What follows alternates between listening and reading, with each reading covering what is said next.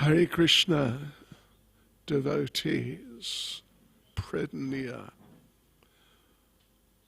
Now we will read Srila Prabhupada-lilamrita. Sichas minachanayam chitat Srila Prabhupada-lilamrita.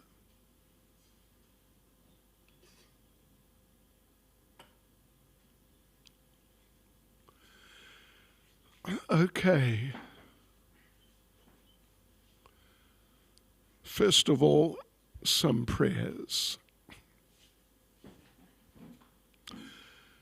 Nama Om Vishnu Padaya Krishna Prestaya Bhutale Shrimati Bhaktivedanta Swaminiti Namane Namaste Saraswati Deve Gauravani Pracharne Nirvishesha Shunyavadi Paschachadeshatarne Sri Krishna Chaitanya Prabhu Nityananda Shri Advaita Gadadhara Shivas Adi Gaura Bhakta Vrinda Hare Krishna Krishna Krishna Hare Hare Hare Rama Rama Rama Hare Hare Vanchakalpatarubhyascha kripa sindhubhya evacha patitanam pavanebhyo vaishnavebhyo namo namaha. Srila Prabhupada ki jai. Right, so devotees, we are still in the fourth volume of Srila Prabhupada-lilamrita. We're still in chapter 30, although we are coming to the end of chapter 30, and we'll soon be in chapter 31. Okay, so last night, yes, right, we were reading, George Harrison was talking about his writing the foreword for the Krishna books. And we're about to go into, well, I mean, it's all very interesting, but an interesting section. When Srila Prabhupada asked to watch the moon landing, the devotees rented a television and placed it in Prabhupada's living room. Prabhupada took his massage as usual, sitting in a chair before the television. This is in Prabhupada's flat in Baker Street. Baker Street is kind of not far from the very center, but just slightly out. Right. Purushottam announced, well, Prabhupada, it's about time. So I'll turn on the television, and soon we'll be getting some pictures from the astronauts out in space. A reporter was speaking from Cape Canaveral, Florida. We are just about to get the first pictures of this historic occasion. The picture appeared fuzzy, then cleared. The spacecraft had landed on the moon. As the astronauts emerged from the ship, they slowly eased themselves down onto the moon's surface. Purushottam was in ecstasy. Dhananjaya, my distant cousin, I was attempting to massage Prabhupada's head and at the same time watch the program. All of a sudden, as the men were landing, Prabhupada motioned for me to sit in front of him. He was sitting behind because Prabhupada's watching. Prabhupada said to come and sit in front. So I came around. As soon as I sat down, Prabhupada started to massage my head. I was quite embarrassed. "You've forgotten how to massage properly?" he asked. "This is how you do it." He massaged my head for about 2 minutes. Then I stood behind Prabhupada and again began massaging his head. By this time, the astronauts were moving across the landscape. They had gotten out their little American flag and were sticking it in the ground and were jumping up and down. Apparently, they were defying gravity, because every time they jumped up, they would float through the air and then gently land again. There was a lot of jubilation and sounds from them.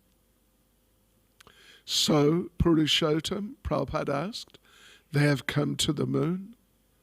"Yes, Prabhupada," Purushottam said excitedly. "They've landed on the moon." Prabhupada smiled. Dhananjaya. Again, Prabhupada motioned me to the front. I moved around and sat down. I thought he wanted me to massage him from the front, but again he put his hands on my head and massaged. He said, "Can't you learn this simple thing, massaging my head?" I had been watching the television and not giving my full attention to my service. Well, this is what happens, just as a little comment. Whatever it is in Krishna consciousness, if we become inattentive and we're doing it, whatever it is, but actually our attention is elsewhere, then our sort of performance in whatever it is will not be up to standard. Yes. And it'll be detectably not up to standard. And someone who's tuned in will be able to tell. So, right. I tried again, but again Prabhupada said, "You still don't know how to do this." I said, "Well, Prabhupada, I'm trying my hardest." He laughed and said, "That is all right, continue." Prabhupada asked Purushottam, "So, what can you see?" "They're exploring the moon's surface," he said. "So what is there?" "Well, it looks like they've landed inside a crater somewhere, and the ground is sandy with some rocks. Oh, look, they're showing some shadows from some of the rocks that are lying around." "That's all you can see? There are no people, there are no trees, there are no rivers, there are no buildings?" "No," Purushottam replied, "the moon is barren."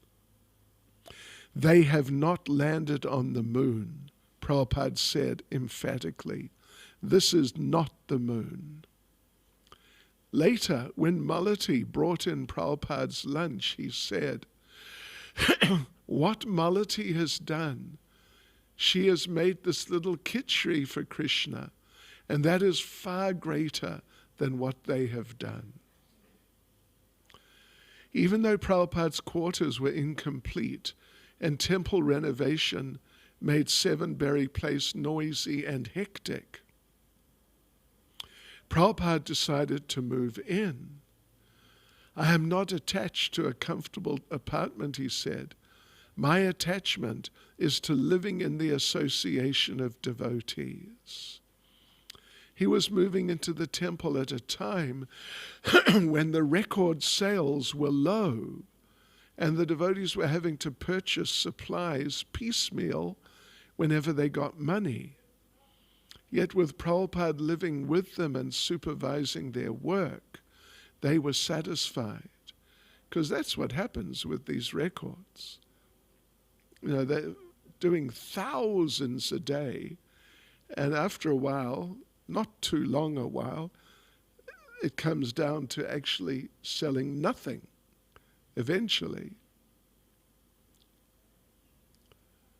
Tamal Krishna arrived from Los Angeles, and in addition to supervising much of the construction, he began taking the devotees out daily to chant on the streets and sell Back to Godhead magazines. Yamuna was sewing curtains from morning until night.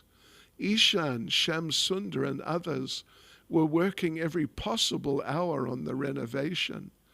And every day, Prabhupada would walk through the building to see the progress.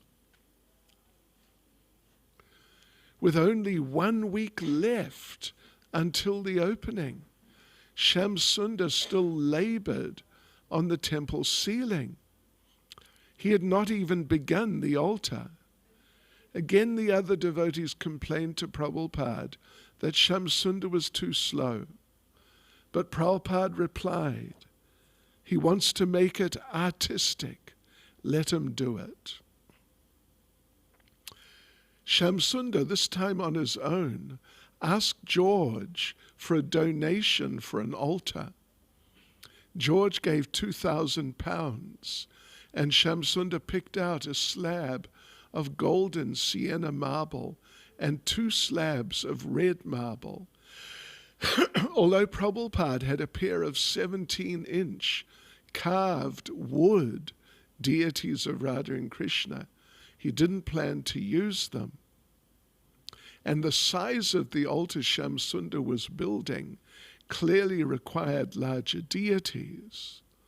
One day, a Mr. Doyle phoned, representing a large London Hindu society. He had heard the devotees wanted Radha Krishna deities, and he had a pair he would donate. When Prabhupada heard the news, he sent Tamal Krishna, Mukunda, and Shamsundar to Mr. Doyle's home to see the deities. Radha and Krishna were white marble and stood about 3 feet high. Never before had the devotees seen such large deities, and they offered obeisances. When they returned to the temple and told Prabhupada, he said, "Take me there at once." Srila Prabhupada, accompanied by Shamsundar, Mukunda, and Tamal Krishna, arrived by van at Mr. Doyle's home. Prabhupada entered the living room and sat down. The deities, covered by a cloth, stood on a table in the corner. Tamal Krishna was about to unveil them when Prabhupada checked him. "No, that's all right." Prabhupada sat and spoke with Mr. Doyle, asking him about his work and where he had come from in India, and he met Mr. Doyle's family. Prabhupada and his host chatted while the devotees listened. "Swamiji," Mr. Doyle said at length, "I want to show you my deities." "Yes," Prabhupada replied, "I will see them after some time." Prabhupada began to speak about his Krishna consciousness mission, and after a while Mr. Doyle again requested, "Please take a look at these deities." And with that he walked over and unveiled Radha and Krishna. "Oh yes," Prabhupada said, folding his hands respectfully. Mr. Doyle explained that he had ordered the deities from India for his own use, but in transit, a tiny piece of Radharani's finger had chipped off. Therefore, according to Hindu tradition, the deities could not be installed. "Tamal Krishna," Prabhupada said, See how heavy these deities are. Tamal Krishna, placing one hand at Radharani's base and the other around her shoulder, lifted her. Not so heavy, he said. Shamsunda, Prabhupada said, see how heavy is Krishna. The deities were actually heavy for one man to carry, but the devotees understood Prabhupada's intention. Not bad, Shamsunda said, holding Krishna a few inches off the table. Yes, Prabhupada said conclusively, I think they're all right. Let us take them. We have our van.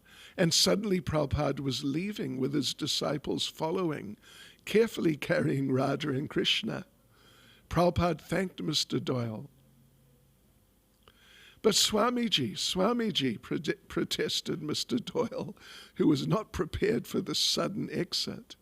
Please, we will arrange to bring them. Our society will bring them.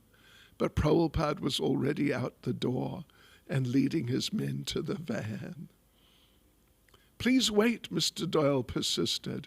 We have to fix them first, then you can take them. We have an expert man, Prabhupada said. He can fix these things. Prabhupada was assuring Mr. Doyle and at the same time directing his disciples. He opened the door of the van and Shamsundar and Tamal Krishna slowly entered, cautiously setting Radha and Krishna within. Tamal Krishna knelt in the back to hold the deities secure, while Shamsundar got into the driver's seat. Now drive, Prabhupada said. And off they went, with Prabhupada smiling from the window to Mr. Doyle and his family, who stood together on the curb. Shamsundar had driven but a few blocks when Prabhupada asked him to stop the van. Turning around in his seat, Prabhupada began offering prayers. Govindam Adipurusham, Tamaham Bhajami.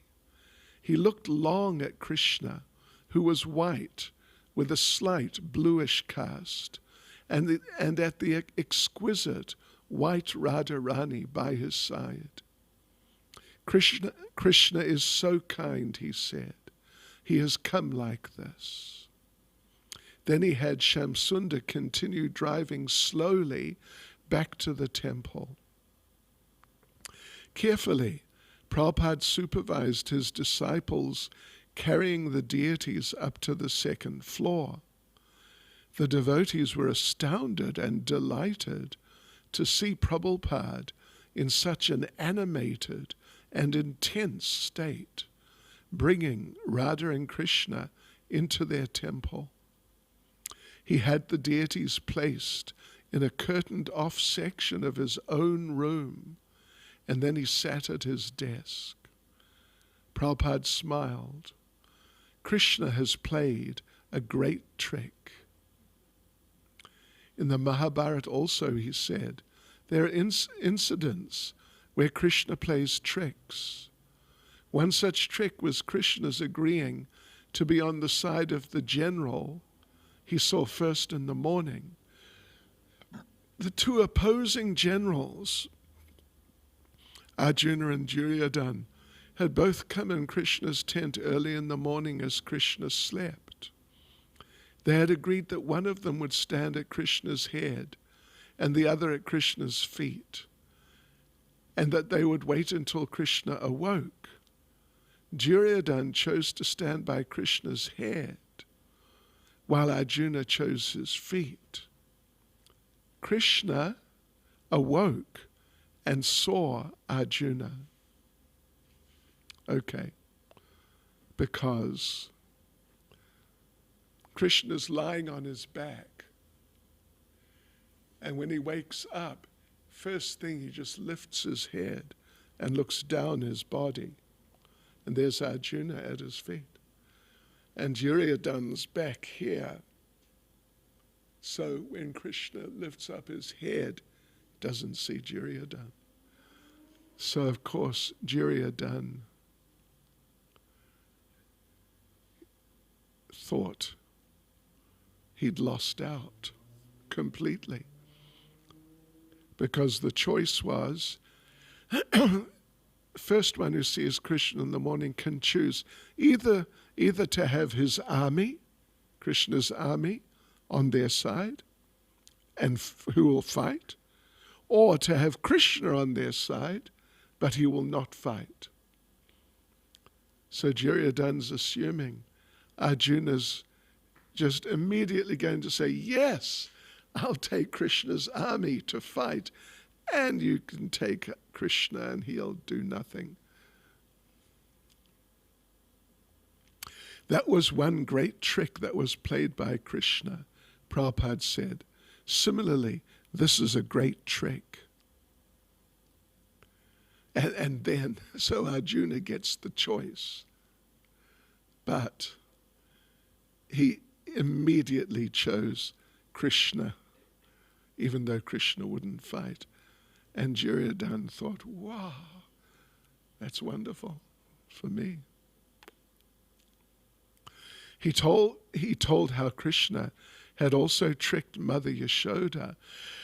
When she had tried to discipline Krishna, he had run away and she had run after him, caught him, and tried to tie him with ropes.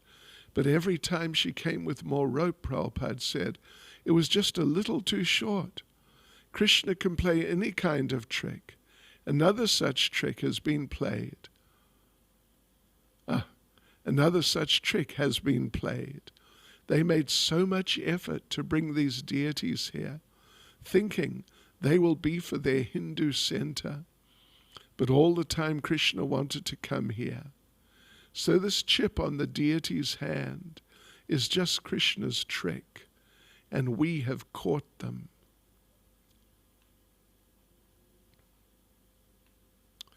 Prabhupada, Mukunda said, you kidnapped Krishna. Yes, Prabhupada said.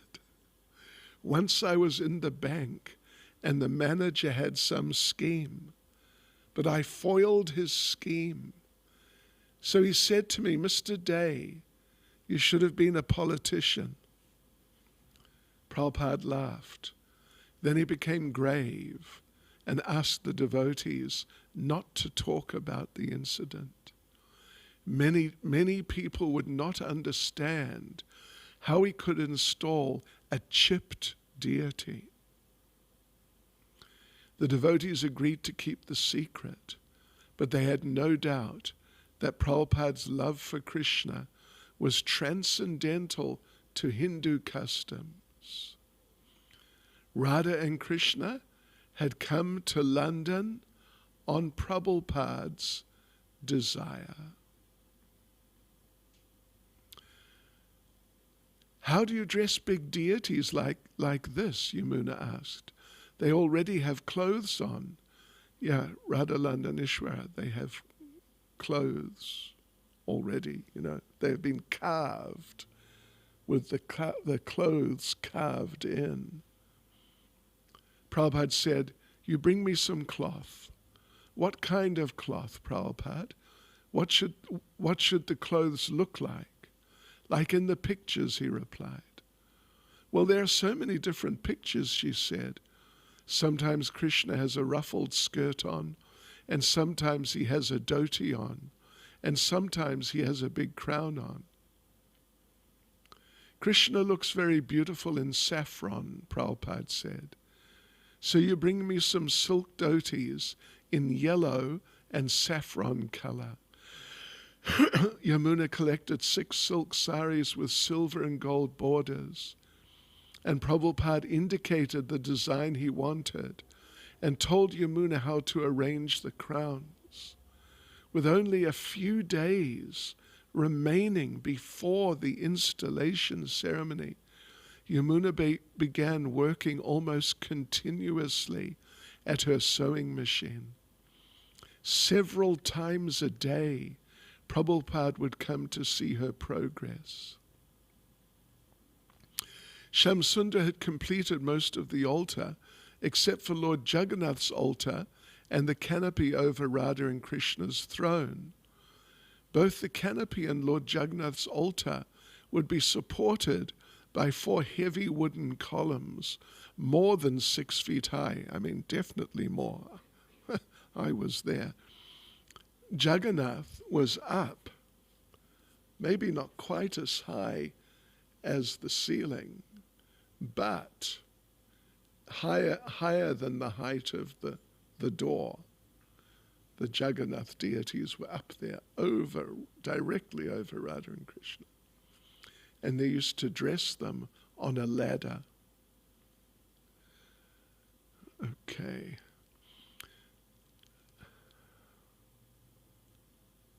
Two rear columns would hold a marble slab for the Jagannath deities to stand on, and 2 front columns were now supporting Radha and Krishna's large velvet canopy. The columns were big and heavy. Shamsundar called them elephant leg columns. The columns now stood in place on the altar, although Shamsundar hadn't had a chance to secure them. The day before the installation, Shamsundar collapsed upstairs in exhaustion. On opening day, many guests, Indians especially, crowded the temple, responding to flyers and advertisements. Apple Records had supplied a professional florist who had decorated the room with floral arrangements. A BBC television crew was on hand to videotape the ceremony. While most of the devotees held kirtan, Prabhupada, behind a curtain at the other end of the temple, bathed Radha and Krishna. The plan was that after the bathing ceremony, the deities would be placed on the altar and Yamuna would dress them. Once they were dressed and enthroned, the curtain would open for all the guests to behold Sri Sri Radha and Krishna. Prabhupada would lecture, and then everyone would feast. But because of Shamsundar's oversight, the installation almost became a disaster. Prabhupada had finished bathing the deities, and they had been placed on the marble altar, when suddenly the quote-unquote elephant leg columns tottered. The canopy above the deities began to collapse. Prabhupada, seeing the danger, jumped onto the altar and seized the heavy columns in a split second. With great strength, he held the 2 front pillars in place. "Get this out of here," he shouted, while Prabhupada's arms protected the deities. The men removed the canopy, and then 2 men at a time carried each of the pillars away. The deities remained unharmed. While Prabhupada was behind the curtain rescuing Radha and Krishna, on the other side of the curtain, guests and reporters awaited the unveiling of the deities. Unaware of the mishap, the guests saw only men emerging from behind the curtain, carrying large pillars and a canopy. The BBC camera crew began filming the canopy and pillars as they appeared from behind the curtain, taking them to be part of a ceremonial procession. The few devotees behind the curtain with Prabhupada were amazed. But there was no time now for apologies or appreciations. Yamuna dressed the deities, Prabhupada hurrying her. When at last everything was ready, Prabhupada opened the main curtain. revealing the graceful forms of Lord Krishna and Radharani. To the temple full of guests, a devotee began to offer arti, while Prabhupada, wearing a saffron chadar and a garland of carnations, stood to one side, reverentially looking upon Radha and Krishna as their worshipper and protector. This was the culmination of months of effort. Actually, years of planning had preceded this auspicious occasion. 100 years before, Bhaktivinoda Thakur had hoped for the day when Krishna consciousness would come to England, and Srila Bhaktisiddhanta Saraswati had also desired it. Now that an authorized temple of Radha and Krishna was preaching Krishna consciousness in London, it was a historic occasion for Gaudiya Vaishnavism. A long-standing order of the previous acharyas had been fulfilled. Prabhupada had sent invitations to several of his godbrothers in India. None of them had been able to come, of course, but at least they should have been pleased to learn that this dream of Srila Bhaktisiddhanta Saraswati's had been fulfilled.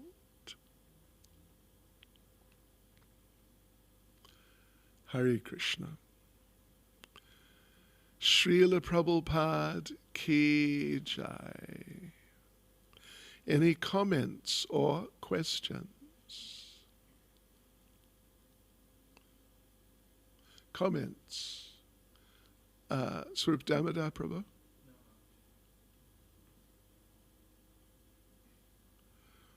Srila Prabhupada ki jai.